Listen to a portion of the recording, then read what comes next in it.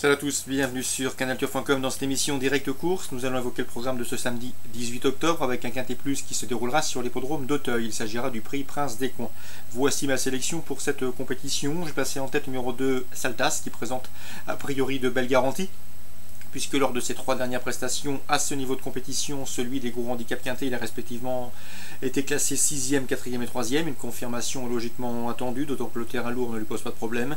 Le numéro 6 Vapalo lui sera directement opposé, un cheval régulier en forme et qui est également avantagé par les pistes assouplies. Le numéro 13 Password, accrédité d'une course de rentrée des plus encourageantes sur l'hippodrome d'Anguin, devrait pouvoir confirmer, à condition qu'il ne soit pas victime du syndrome de la deuxième course après une bonne rentrée.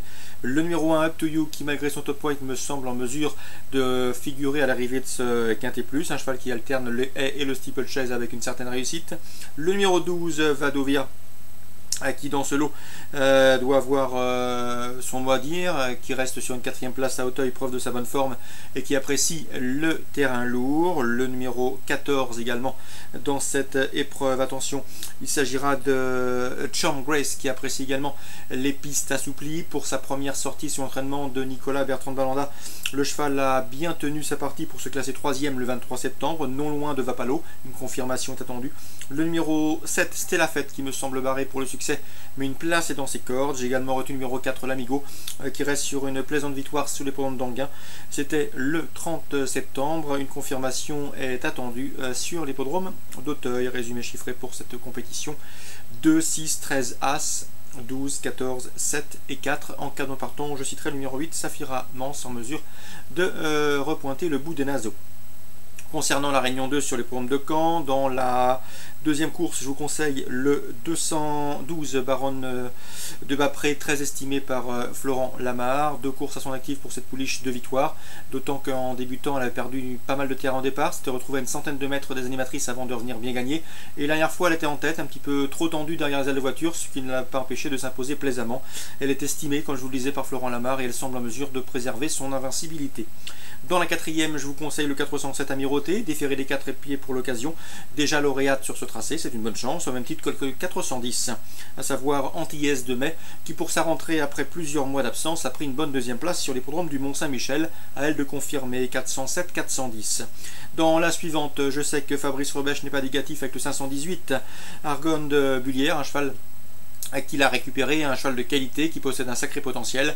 Ici dans ce lot, le lot est à sa portée, a priori il peut jouer les premiers rôles, même si le 509 au premier échelon, qui est bien engagé au premier échelon sous la drive de William Bijon, un cheval qui sera déféré les 4 pieds pour l'occasion, constitue un adversaire sérieux. Donc 518 et 509.